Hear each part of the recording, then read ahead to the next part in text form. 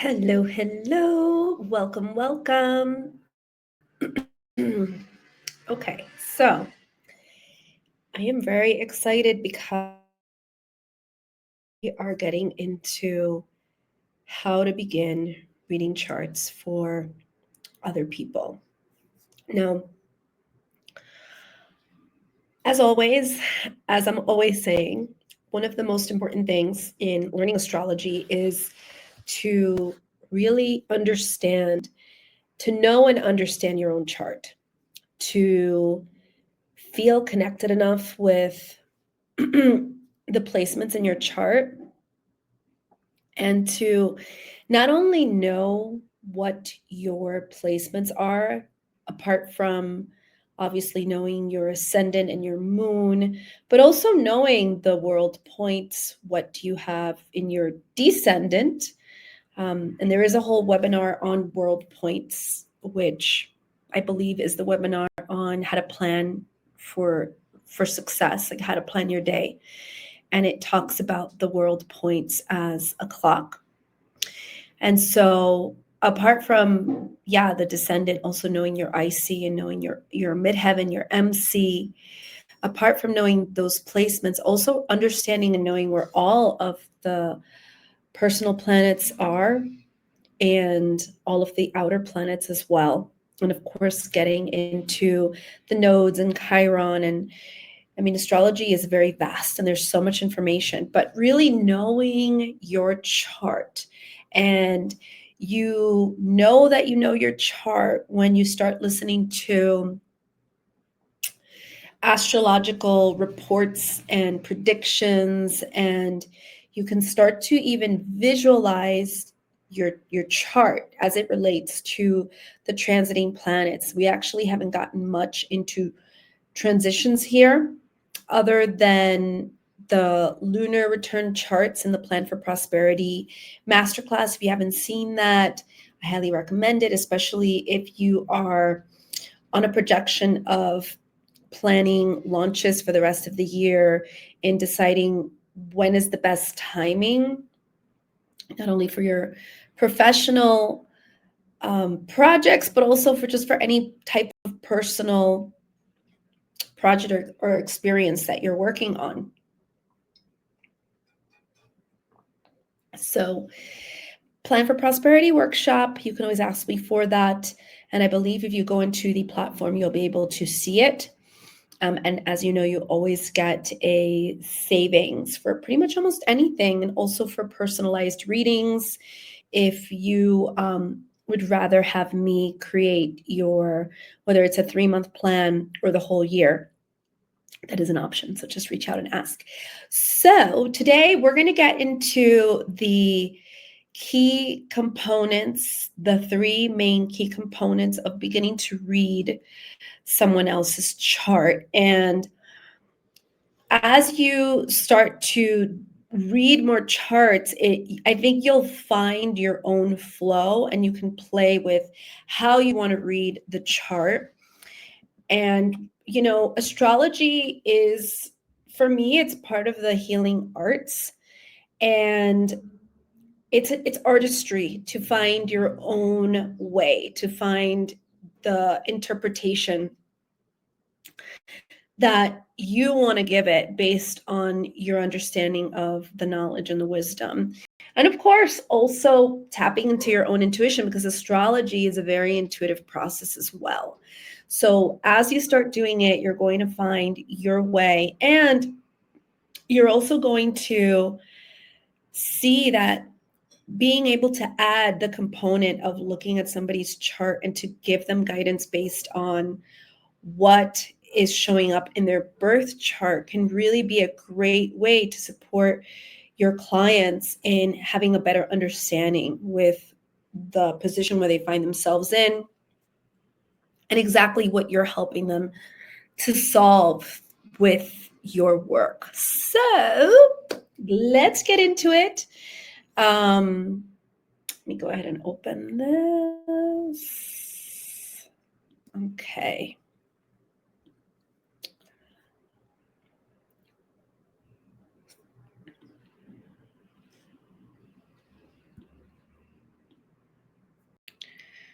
Okay, so this is reading birth charts, and this is a guide for getting started. And you're going to see that there's a paper pad there with a pen because I think one of the best ways to learn how to read a chart is to start learning to draw them out. So I'll definitely talk about that. So the three main keys to begin reading other people's charts is by looking at these three key components of their chart. Obviously, the sun, but after the sun, you're going to be looking at the ascendant and the planetary ruler of the ascendant, and then the aspects to the ascendant. Now, I do want to preface this by saying that it will be helpful to do a review of the other webinars that kind of walk you through the birth chart as well, plotting your own birth chart, but also walk you through the signs and the latest webinars that I did on aspects that will help you. Window into the psyche. That is how I see the birth chart. So psyche, as the root word of psychology, is actually means spirit. When you look at someone's birth chart, it is a window into the essence of the psyche or the energetic spiritual imprint of that person. And that's why it's so powerful. So I think this is, I found to be very helpful when I heard Pam Gregory. Now, if you don't follow her on YouTube, I highly recommend. I think she's been an astrologer for 30 or 40 years. I think 40 years. And she said something about birth charts being like sheet music. And one of the things that I think is very important, a very important key thing to remember is that the birth chart is not you. So the birth chart is the energetic code. It's like a song on sheet music that can be interpreted in different ways. And this energetic code is of the energy you entered the realm with on this incarnation. So it is not fated destiny. It actually is a choice of circumstantial energy the soul has made conscious to enter into. So it's how you choose to interpret the energy is always up to you. It's not like it's written in stone because that's what's in your birth chart. But knowing your birth chart allows you to know the notes on the sheet music so you can decide how to play the song of your life. And I think that this is very important because sometimes people, when I've had birth chart readings, they'll sometimes, if they know a little bit of astrology, they'll say, yep, this is really hard for me because XYZ. And yeah, some aspects, some placements can be difficult. And we actually want those placements because it's those placements that are really going to support us to grow. You need friction in order to be able to grow and to evolve. So when it comes to the sun sign, we know that the sun is the brightest object in the daytime sky, and that the sun is the energy or essence of your energy. Looking at the house the sun is in will tell you the area of life where this person will be very focused on and put a lot of energy into during their lifetime. It will denote what is an area of great importance and value. And I think one very helpful thing to do is to just take note of what house your sun is in. And again, I'm going to do a review of houses here for this webinar, but also you can go back to other webinars and I'll be sure to highlight when I post this in the platform of which ones specifically you can start taking a look at. But you want to see and ask yourself, okay, if my sun is in my first house, how has that shown up in my life? How has that been my experience? Very different is if your house is in the 12th house, very different. Sign and house. So this is the magic default formula that you always use for understanding astrology in a simple, basic way. It's always going to be first with sign. We're looking at the sign and also what house. And this, well, the ascendant is always going to be in the first house, but this will apply as we start looking at the ruler, the planetary ruler of the ascendant.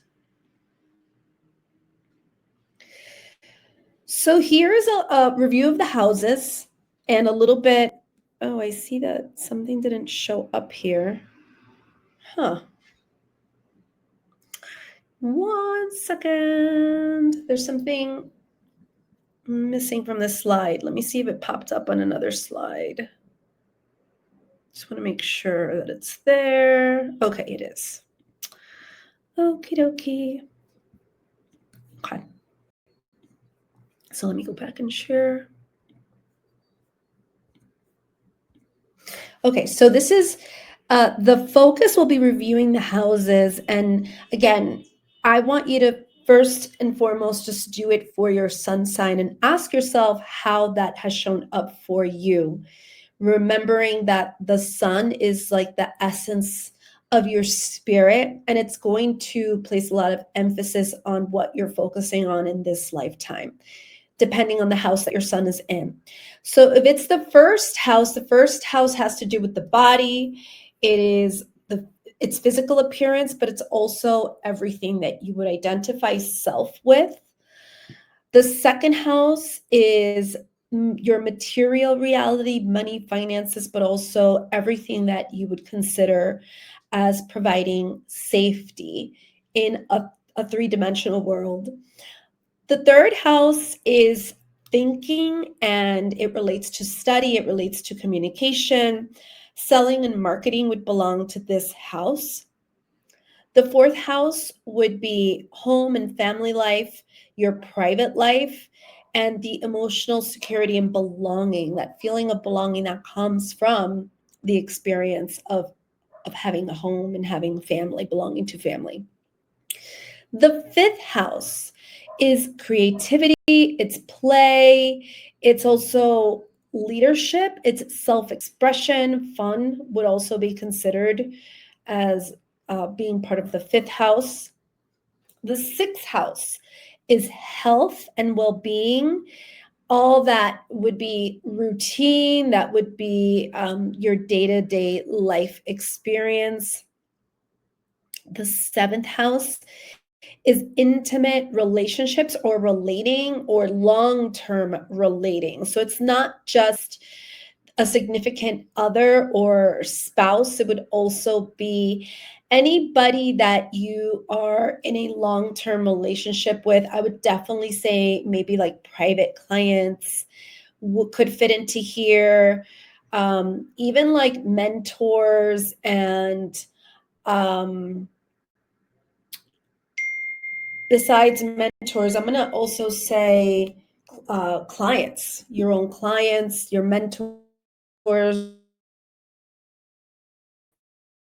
And I already said clients, and now I remember what I was going to say. Bosses, like coworkers, anyone that you're having relating with that's more long term and that has some kind of intimate, not necessarily emotionally, but that you're interacting with on a day-to-day basis or often. The eighth house is your psychology. It is representative of transformation, of death and rebirth. The ninth house would be expansion, exploration, adventure, and spiritual devotion. The 10th house would be your career, your vocation, your legacy, and your contribution.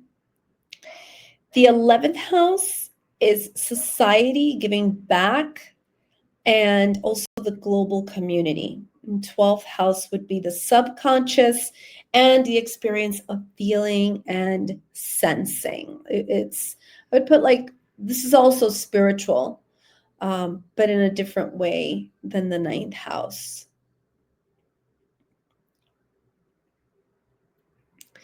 So the ascendant and the ruler. The ascendant or the rising sign is how the person must do life to feel satisfied. It's the energy that is rising in them, signified by the sign energy present at the eastern horizon. So meaning I could have just taken maybe that sounds a little complicated. I would take out energy if this feels confusing, but it's signified by the sign that's on the eastern horizon when the person was born. So whatever energetic sign based on the zodiacal wheel is on the eastern horizon when that person is born, that is the person's ascendant.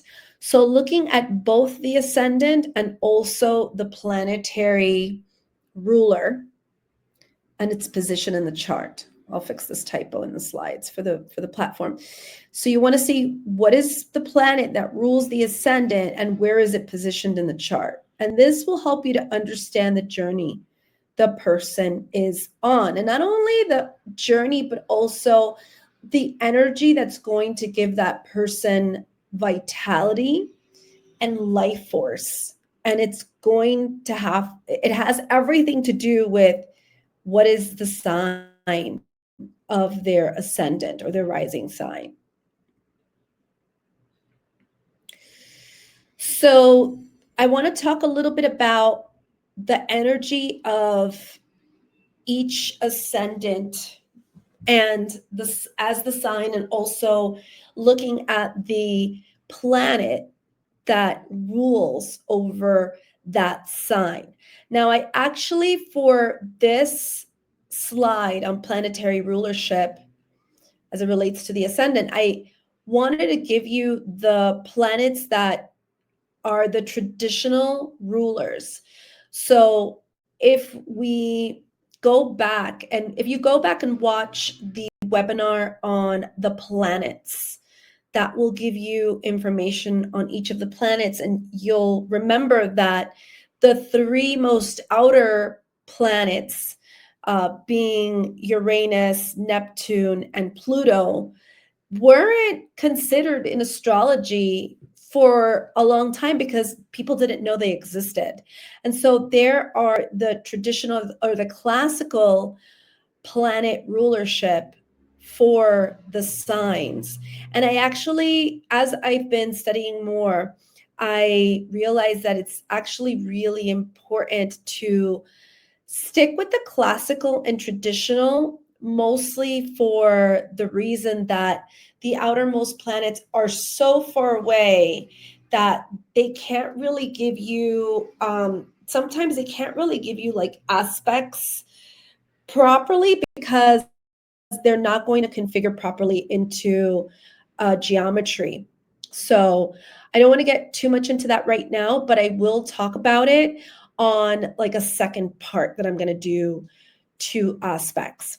So if you happen to have your ascendant in Aries, again, this is all about the self. This is all about me, myself, and I. It's all about everything that relates to the self, like self-love and self-worth and self-esteem and just being independent for self.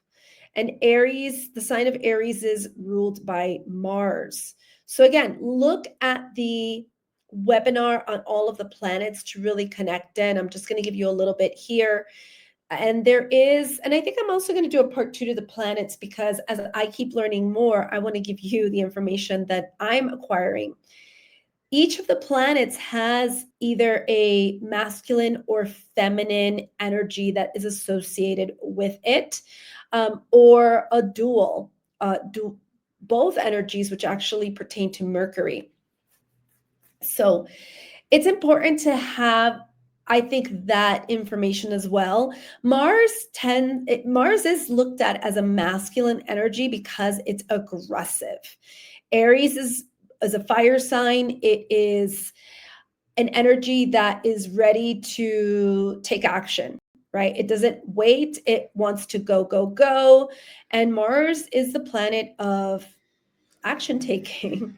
It is how we're materializing on this third dimensional plane through our actions, through the material, right? So this if you happen to have your ascendant in Aries, Mars is a planetary ruler, and you want to see where is your planetary ruler? What house is it's in? What house and what sign?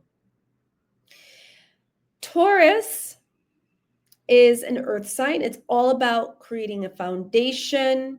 It's all about creating safety, as that second house is about safety through the material, through working hard. And there is a sensibility to Taurus because Taurus is ruled by Venus, right? So if you have a Taurus ascendant, where is your Venus as the planet ruler? Where on the birth chart is it?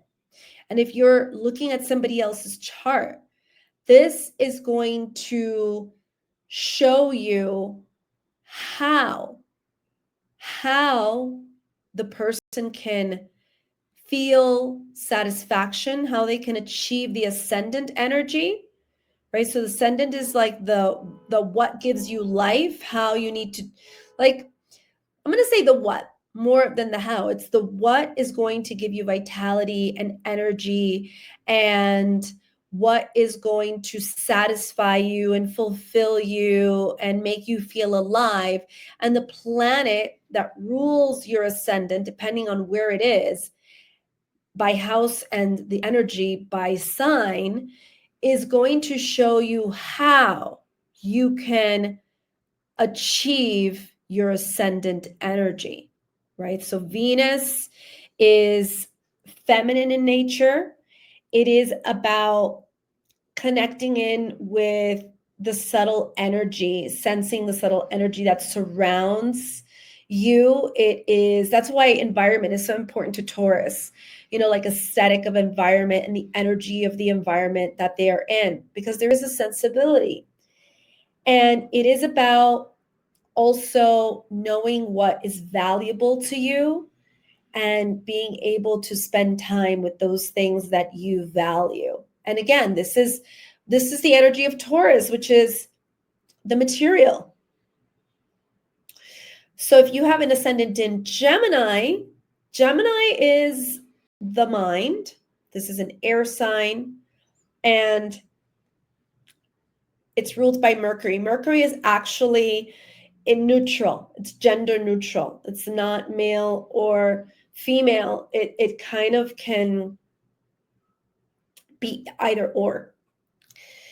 And so you want to be able to understand, if my ascendant is Gemini, and where is my Mercury? What house is it in? That's going to show me the way that maybe I need to communicate, the type of study that I need to focus on in order to be able to fulfill the Gemini ascendant or rising energy. If your ascendant is in Cancer, then this is about home. This is about that sense of belonging, home and family. The ruling planet is the moon. This is a feminine in nature. You want to be able to, and this is a lot to do with also, I'm going to say, like, besides feeling belonging, it is about feeling safe, but not because of the material around you, not because of the environment in a material sense, but because of the energy of family and the type of nurturing that you're receiving and support. It's more of the emotional home for your spirit, right? So wherever you have your moon, by house and by sign, that's going to show you how you need to tend to your own emotions, and also what kind of home you need to have. What kind of home environment is going to support you to fulfill this Cancer ascendant energy, which is about doing the same for other people, like helping people feel at home. If your ascendant is in Leo, then your ruling planet is the sun, and it is um, masculine in nature. And Leo is all about the heart. It really is about having courage to let yourself be seen, to be heard. This is why Leo is associated with self-expression and with leadership, right? Because it takes courage, it takes guts to let yourself be heard and seen. And when you are, then if no one else is doing it, obviously that makes you a leader. So this is, if you look to see where is your sun, um,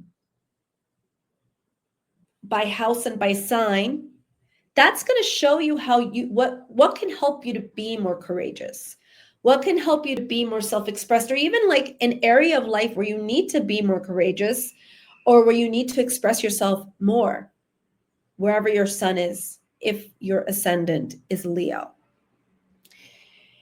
Virgo. Virgo is an earth sign ruled by Mercury. Again, Mercury it's gender neutral. But I do kind of tend to think as Mercury leaning more towards masculine for Gemini and more towards the feminine for Virgo, because we're talking about the Virgin. And because she's the Virgin, there's a focus on purity. And it's purity in all ways. I think Virgo tends to be associated with purity of the body, purity of spaces, organization, clarity. And I'm going to also say purity of intention, truth. Like if there's anyone that hates lies more than anyone, it's definitely a Virgo. So if you have a Virgo ascendant, Mercury is the planetary ruler. Where is that Mercury? What house, what sign? And this is going to show you where maybe you need to clear the deck, where you need to be more organized, where you need to, I'm going to say, like, get sober around a topic, and also where you need to possibly like clean up that area, because Virgo is about bringing order to chaos. If Libra is your ascendant, then this is all about balance, because Libra is myself and the other. This is relating, balancing between the energies and the needs and the wants that you have with those of the other person.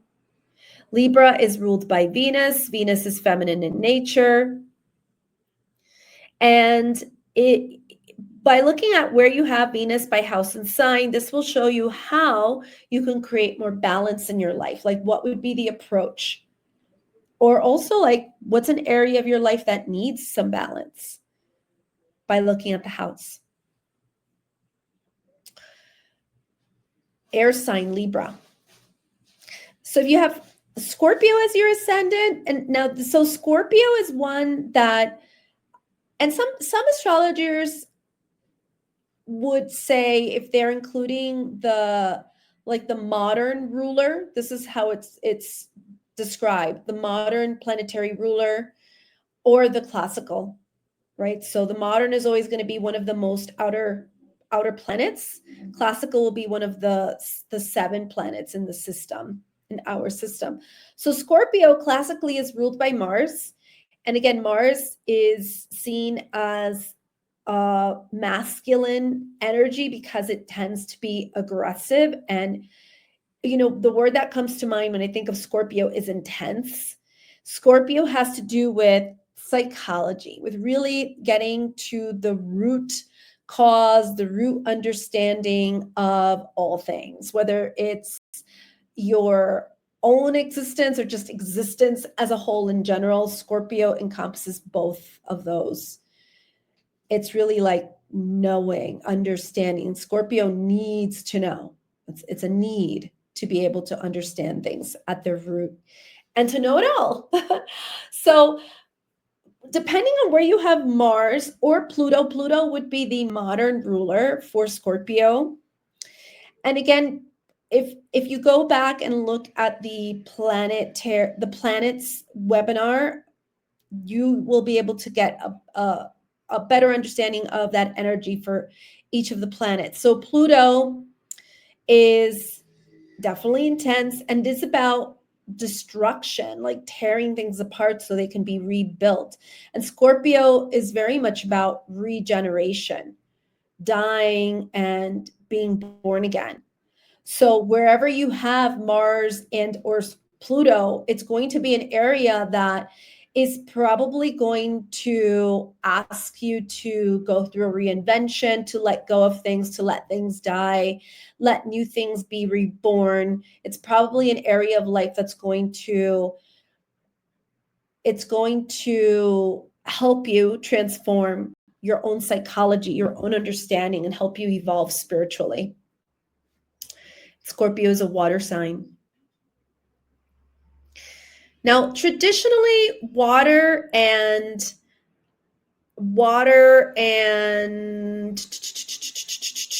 earth would be considered female energies, and fire and air would be considered masculine energies for the elemental disposition of each sign. Sagittarius, if that's your ascendant, then it is ruled by Jupiter. Sagittarius is all about exploration, discovery, adventure, expanding the mind, expanding perspective, like really being able to expand the experience of life. And it is very much connected with spirituality and with faith because of the spiritual expansion component that Sagittarius represents.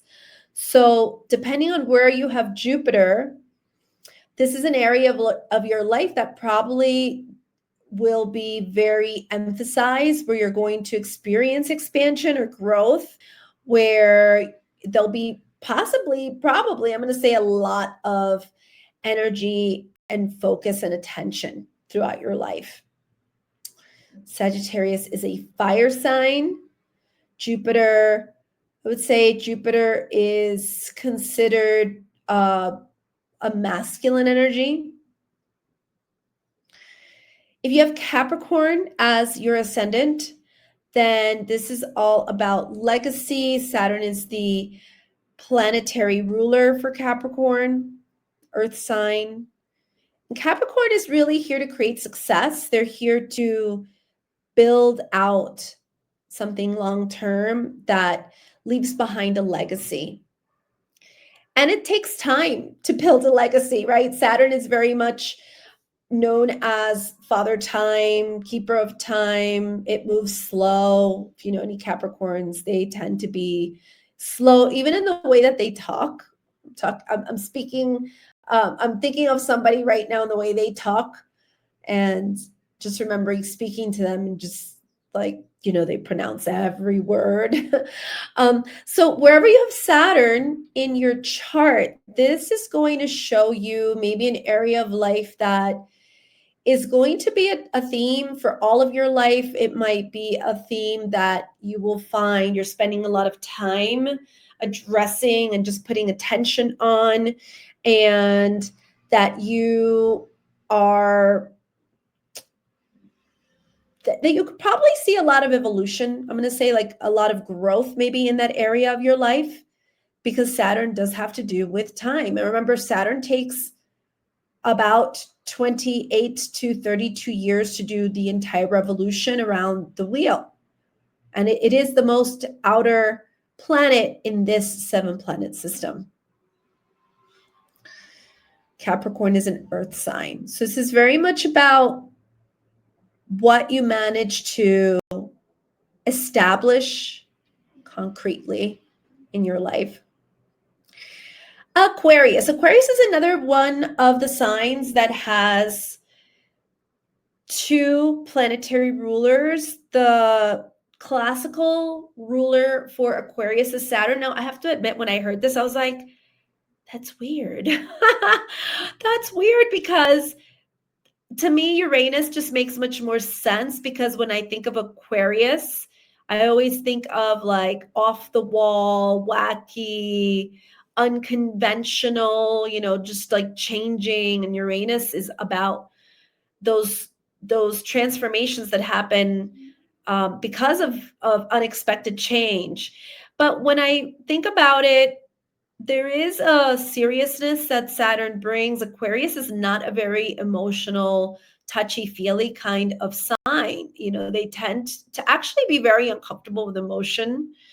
And I think the other component that helps to make this make sense is that, remember, Aquarius is the humanitarian of the chart, and they're here to build something new, right? They're building. So they need to have structure and responsibility, that same energy that Capricorn has, in order to be able to leave a contribution behind to the world, in order to fulfill that humanitarian ideology that is so very Aquarius. So this has a lot to do with society, with your vision, your bigger vision. This has to do with what you're contributing and how you're going to do it differently. So depending on where you have your Saturn and your Uranus by house and sign, this can show you how you will be able to do that, how you'll be able to fulfill your vision, how you will be able to actually what might need change, what might need a transformation in your life as well. And this is an air sign.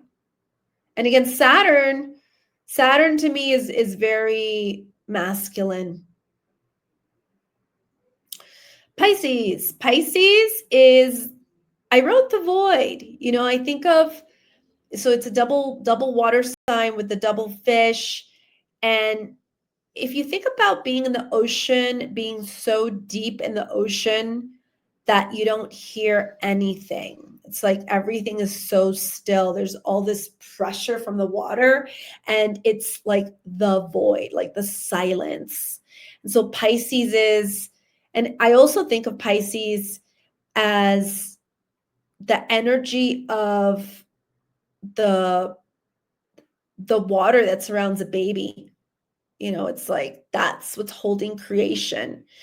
And there's no sound there. It's just the feeling, the sensing, right? It's like, this is why Pisces is so super sensitive and can just sort of pick up on sensations and feelings. And so traditionally, Pisces is the classical ruler of Pisces is Jupiter. And if we think about the vastness of the ocean, the vastness, how much water is actually on the planet, it's a lot, right? Jupiter is the biggest planet in the system. It is about, like, it's the size is big, and the energy that Jupiter brings is what wants to be expanded in your life, what naturally becomes expanded in your life. Neptune is the modern ruler, and Neptune, again, has to do with water. It also is very much about the way, it's about your dreams. It's about tapping into like that, also like that bigger vision that's really connected in with, I'm going to say, your higher self, like the part of you that really has an ability to see bigger. And so wherever you have your Jupiter or Neptune placement, this is really going to show you like what you can focus on as a dream, also what you need to watch out for if you're being a little delusional, if you're maybe kind of like escaping reality or not seeing it for what it is. It might have to do with like your Jupiter or your Neptune placement. But it could also show you how you can tap into your intuition, the intuition, connecting into the void, connecting into the energy of all of existence to know and to find a solution. So this is a little bit about ascendants and planetary rulership. Again, we're dipping our toe. we're tiptoeing into a little bit of this information to give you a basic framework for how to start reading somebody else's chart. I kind of went through this again. Well, you know what? I realized I should have put this and this together, but I felt like it wasn't going to fit. But I'm going to run through this. So again, Aries ruled by Mars. This is about initiatory action taking. It's aggressive energy. Taurus ruled by Venus. This is knowing the value of something, and there's a sensibility there. Gemini ruled by Mercury. This is communicating, thinking, problem solving. It's a fast energy. Cancer ruled by the moon. This is your feeling. This is your empathy. This is your ability to nurture, to caretake. Leo ruled by the sun. This is shining bright, the ability to let yourself be seen, self-expression, and playfulness. Virgo ruled by Mercury is detox. It represents cleanliness, clarity, order, and also upholding the truth. Libra ruled by Venus is interaction, relating. This is all about self and other. This is about harmony and peace. Scorpio, classically ruled by Mars, modern day ruled by Pluto. This is secrecy and privacy, but it's also investigation, and it is regeneration. Sagittarius ruled by Jupiter. This is exploration, discovery. It is in-depth study, travel, and expansion. Capricorn ruled by Saturn. This is success, long-term vision, responsibility, and structure. Aquarius, classically ruled by Saturn, modern day ruled by Uranus. This is visionary. This is real, idealistic, humanitarian advancement. And Pisces, which is ruled by Jupiter, classically ruled by Neptune, modernly. This is sensing the spiritual realm and connecting to the dream world.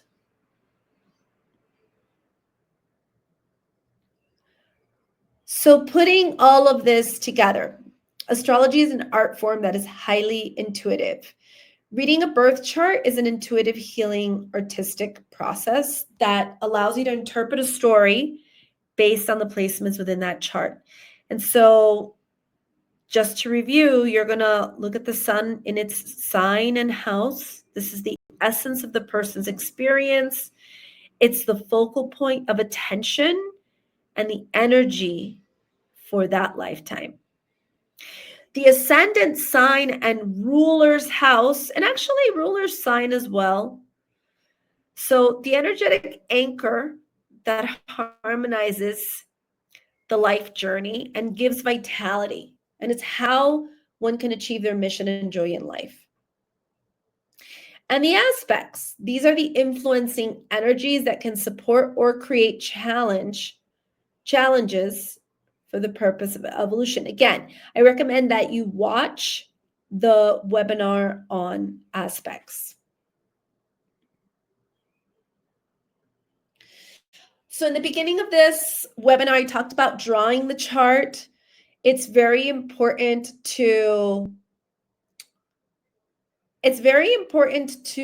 start this practice of drawing out the charts because it really helps you to get to know the glyphs, the symbols for each sign, for the planet, and other important markers like the world points, like nodes, like asteroids, like Chiron. So I recommend that you start by drawing out your own birth chart first. The last piece you draw will be the aspect lines. These will guide you to understand the angles that create the aspects and the relationship between different bodies in the sky. Now, I think the aspects definitely is one of the last pieces of information that most astrologers, I'm not going to say the last piece ever, but one of the last pieces, especially in the beginning, that really helps you to deepen your understanding of astrology and to make sense of what is the conversation, what is the dynamic of relationship between the bodies, between the heavenly bodies, and how does that help me, support me, create flow, or how does it create tension, friction, challenge, depending on what the aspect is, but also depending on what two things are aspecting each other, or three things, right? Or whatever.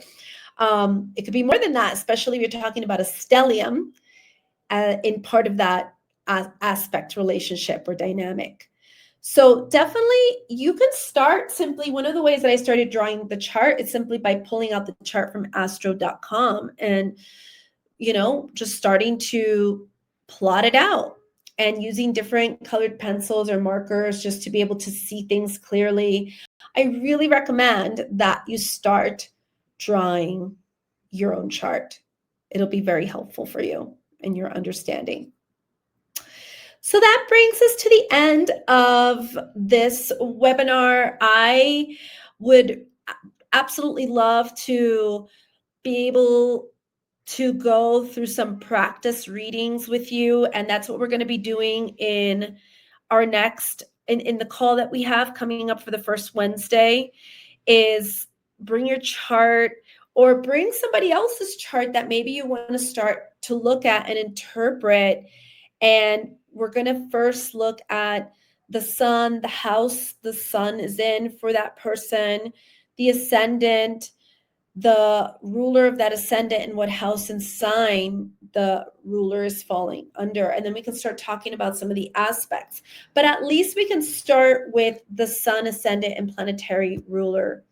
So this way you can start to have a basic and simple way of starting to do readings that allow you to just keep it super simple and make it helpful for you to really understand what is happening for the person that you're reading for.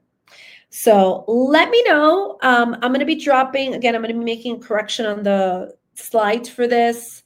And I'm actually going to start sharing with you a couple of different conferences and workshops that I have been attending, listening to, that are going to add to your own understanding of astrology by some of the astrologers that I follow and I have been learning with in the last 5 years. And so if there happens to be one cool astrologer that you're digging, or that you are that you're learning from and you want to share it, definitely share it in the group as well. I would love just to see what else, how else, not what else, because there's so many astrologers, there's so much information in astrology. But I think what I'm interested in is the approaches that each different astrologer has in the way that they're using to not only interpret birth charts, but also just to interpret the current transiting chart of all the planets as they're moving now in present time, and also how predictions are affected by that person's perspective and interpretation. So astrology is amazing. It is really quite infinite, the different ways that we can come to understand our world, and that we can come to first and foremost understand ourselves, because that is the main mission and purpose of this membership, of this space, is that you really have a tool that is going to allow you to deepen your knowledge of self, that is really going to help you have that gnosis, so that you can build a life and you can build a business that is very aligned, that you understand what energy to use and to tap into to create flow, and that you understand when you're coming up against what feels like stagnant energy, that you know that there's a way to solve it, because you've already started to see that friction or that tension through your birth chart. So I think that adds another level of self-acceptance, and I'm going to say like peace also, just peace, knowing that your soul did in fact choose to have the experience that it's having for the purpose of its own evolution. And that's the gist of astrology, is to become aware of the choice that you made as a soul entering into this realm, and having this physical experience so that it can continue to evolve spiritually. All right, ladies, I will see you here in 2 weeks because this month actually has 5 weeks. I know some people were a little confused. They're like, isn't this next week? It's always the first and fourth Wednesday of each month. And as always, I always put recordings up within 24 hours of the class. So don't worry if you can't make it live. It's all good. You know where to find everything on the platform. All right, everyone. Bye.